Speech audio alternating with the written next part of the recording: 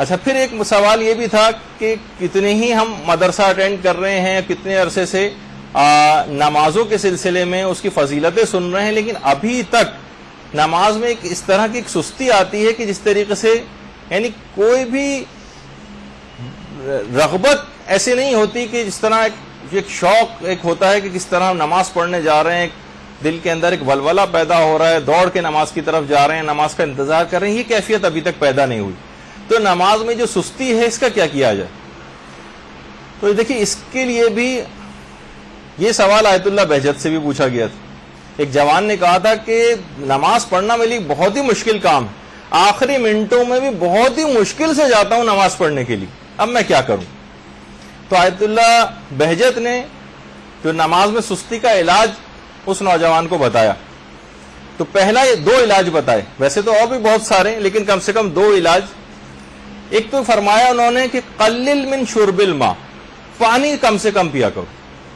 یہ بہت سے آ رہے افراد کو ہو سکتا ہے کہ آج کل کیونکہ میڈیکل سائنس آپ کو پتا ہے کہ وہ بہت زیادہ ہم لوگ اسی کو زیادہ اوتھینٹک اور حجت سمجھتے ہیں، اگرچہ بہت سی روایات میں بھی زیادہ پانی پینے کی ممانعت ہے، لیکن یہ کہ بہرحال لوگ کہتے ہیں کہ بھئی اب زیادہ سے زیادہ پانی پینا چاہیے اور روزانہ اتنے گلاس تو ضرور ہی پانی پینا چاہیے. ہو سکتا ہے کچھ عرصے کی جتنی سائنس نے اپنے اندر تیزی کے ساتھ نظریات تبدیل کیے ہیں اور کسی بھی علم نے شاید اتنی تیزی سے تبدیل نہیں کی.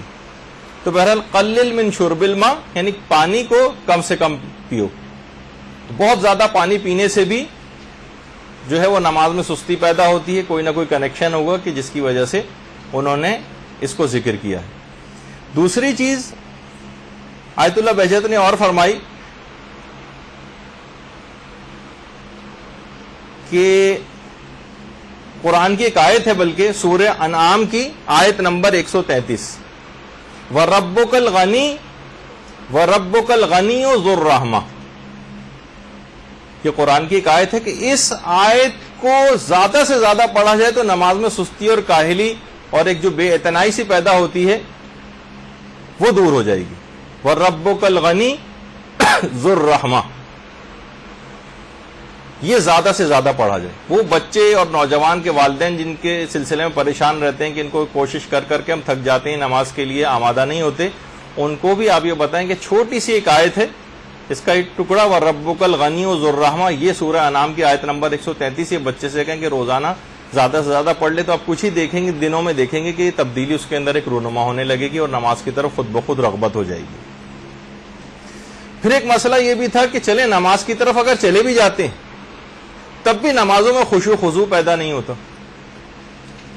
نمازوں میں خشوع خضوع، اس کا جواب بھی ظاہر ہے کہ علماء ہی سب سے زیادہ بہتر دے سکتے ہیں. تو آیت اللہ بہجت نے اس کے بھی نمازوں میں خشوع خضوع کے لیے کیا کریں. ویسے جو بہت پرانا گروپ یہاں پہ بیٹھا ہوا ہے نماز میں خشوع خضوع کے 35-40 طریقوں کے اوپر ہماری کلاس ہو چکی ہے. بہت اگرچہ اس کو 7-8 سال ہو گئے کلاس کو، لیکن یہ کہ انشاءاللہ آپ لوگوں کے لیے ذرا نئے انداز سے دوبارہ وہ کلاس لینی ہوگی تاکہ سب کے لیے پھر فائدہ مند اور کارآمد ہو جائے. اس میں پریکٹیکل طریقے ہم ذکر کریں گے کہ نمازوں میں ہم خشوع خضوع کیسے پیدا کریں.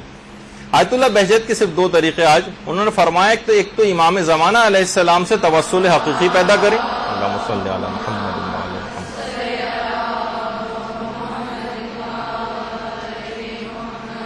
اور دوسرا یہ کہ نمازوں کو ان کے اول اوقات میں ادا کریں. پھر آپ خود دیکھیں گے کہ اگر آپ نے اس بات کا اہتمام کر لیا امام زمانہ سے توسل حقیقی کیسے پیدا کریں، خود ایک ذرا تفصیلی موضوع ہے جو انشاءاللہ 15 شعبان کے سلسلے میں جو امام زمانہ سے متعلق ہماری ایک نشست ہوگی اس میں اس بات کو ذکر کریں گے. اور نمازوں کو ان کے اول اوقات میں ادائیگی خود اس بات کا لازمہ بن جائے گی کہ آپ کا نمازوں میں خشوع خضوع خود بخود پیدا ہو جائے. یہ اس وقت ہوتا ہے کہ جب آپ نمازوں کو بہت زیادہ لیٹ کرتی ہیں، ڈیلے کرتی ہیں، کاموں پہ کام کرتی چلی جا رہی ہیں، اپنے گھریلو اور نماز کو پس پوش ڈال کر آخری اوقات تک پہ کھینچتی ہوئی لے جاتی ہیں، تب یہ ایسا ہوتا ہے. اگر اول وقت میں ادائیگی کا اہتمام ہو تو خود بخود خشوع خضوع پیدا ہو جائے گا.